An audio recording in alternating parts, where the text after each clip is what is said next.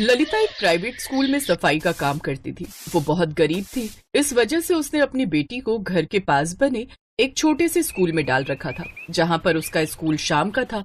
इस वजह से ललिता सुबह के समय अपनी बेटी को भी स्कूल ले आती थी। ललिता जब स्कूल में काम करती तो उसकी बेटी दीपा भी उसकी मदद करती थी। स्कूल की 5वीं कक्षा में मान्या नाम की एक घमंडी लड़की भी पढ़ती थी, जो अक्सर ही दीपा का मजाक उड़ाती रहती थी। ओ दीपा सुन, तो इस बार 15 अगस्त पर क्या करने वाली है? तेरे स्कूल में तो कुछ होता ही नहीं होगा। हमारे स्कूल में तो बहुत बड़ा फैंसी ड्रेस कंपटीशन होता है। मैंने तो बहुत बढ़िया एक 15 अगस्त की ड्रेस तैयार करवाई है, वही पहनूंगी। हमारे स्कूल में होता है फंक्शन, हम सब डांस करते हैं। मुझे भी उस दिन तिरंगे की ड्रेस में जाना है, पर पहले मैं यहाँ आऊंगी मम्मी के साथ, उसके बाद शाम को स्कूल जाऊंगी। तिरंगे की ड्रेस? पर तेरे पास तो इतने पैसे ही नहीं होते कि तू कोई ड्रेस खरीद सके। चल अब मैं क्लास में जा रही हूँ, तू आकर मेरी सीट के पास पोछा लगा दे, वहाँ पानी गिर गया है। मैं पोछा लेकर आती हूँ। पोछा क्या करना है? एक काम कर, अपने लंबे बालों का ही पोछा बनाकर लगा देना। फालतू में लंबे बाल लेकर घूमती रहती है।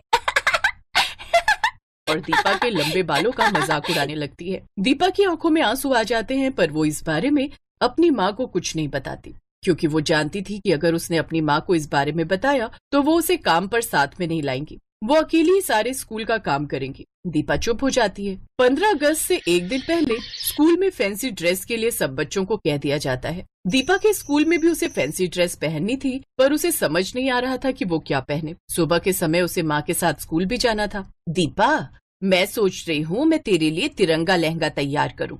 सुबह तुम मेरे साथ स्कूल चल लेना, वहाँ पर भी सब स्वतंत्रता दिवस की तैयारी कर रहे हैं। उसके बाद शाम को तुम वहीं से स्कूल चली जाना। ठीक है माँ, पर तुम मेरे लिए तिरंगा लहंगा कैसे बनाओगी? मेरे पास मेरे पुराने सूट और साड़ी रखे हैं, उनमें से 3 रंग ले लूंगी और तुम्हारा लहंगा तैयार हो जाएगा। सच माँ? फिर तो मैं बहुत सुंदर लगूंगी तिरंगे लहंगे में। दीपा बहुत खुश होती है। ललिता अपनी सिलाई मशीन पर कुछ कपड़ों की सहायता से दीपा के लिए बहुत सुंदर लहंगा सिलकर तैयार कर देती है। दीपा 15 अगस्त के सेलिब्रेशन के लिए लहंगा पहनकर तैयार होती है। ललिता उसे अपने साथ स्कूल ले जाती है। स्कूल में सभी बच्चे तरह तरह की ड्रेस पहन कर आए थे। दीपा का लहंगा भी बहुत सुंदर लग रहा था। मान्या और उसके सभी साथी दीपा के लहंगे को देख रहे थे। अरे ललिता, तुमने तो दीपा को बहुत सुंदर लहंगा पहनाया है, कहीं से खरीदा है क्या? जी नहीं मैडम जी, मैंने खुद ही घर पर सिलकर तैयार किया है। शाम को इसके स्कूल में 15 अगस्त का फंक्शन है, सब बच्चे तिरंगे की ड्रेस पहन कर आ रहे हैं, तो मैंने ये लहंगा सिल दिया।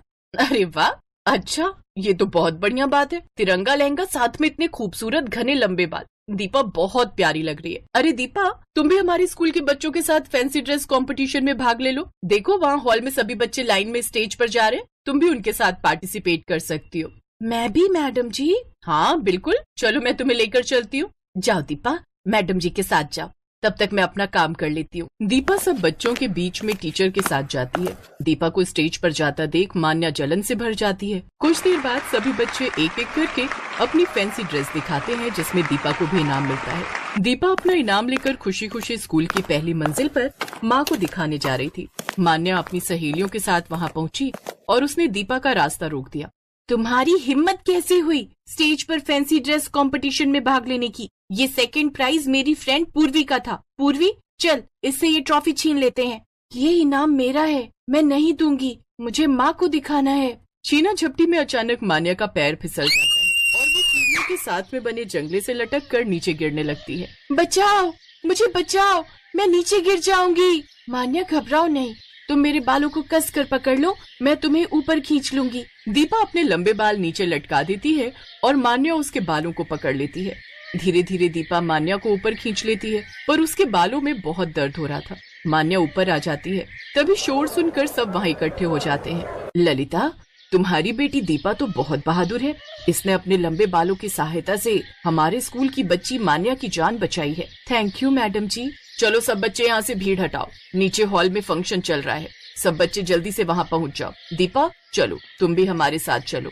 आज तो तुमने भी तिरंगा लहंगा पहना हुआ है, तुम तो इस लहंगे में तैयार होकर बहुत अच्छी लग रही हो। तुम्हारे बालों में दर्द तो नहीं हो रहा? नहीं मैडम जी, बिल्कुल नहीं हो रहा। प्रिंसिपल के कहने पर दीपा हॉल में जाती है। वहाँ पर वो बच्चों के साथ देशभक्ति गीतों पर डांस करती है। मान्या भी दीपा को सॉरी बोलती है। सब बच्चे अपनी अपनी परफॉर्मेंस देते हैं। दीपा भी उस दिन स्टेज पर बहुत अच्छा डांस करती है। दीपा देखती है कि सब बच्चों के साथ आज मान्या भी उसके लिए ताली बजा रही है। शाम को दीपा अपने स्कूल में चली जाती है। उस दिन दीपा ने 2 इनाम जीते। एक इनाम उसने अपने तिरंगे लहंगे की ड्रेस के लिए जीता और दूसरा इनाम उसने अपनी बहादुरी के लिए जीता। उसकी बहादुरी के लिए स्कूल की तरफ से उसे 12वीं कक्षा तक मुफ्त में पढ़ाई करने का अवसर प्राप्त हुआ। अपनी बेटी को बड़े स्कूल में पढ़ाई करते देख ललिता बहुत खुश थी। अब मान्या भी दीपा की अच्छी दोस्त बन गई थी।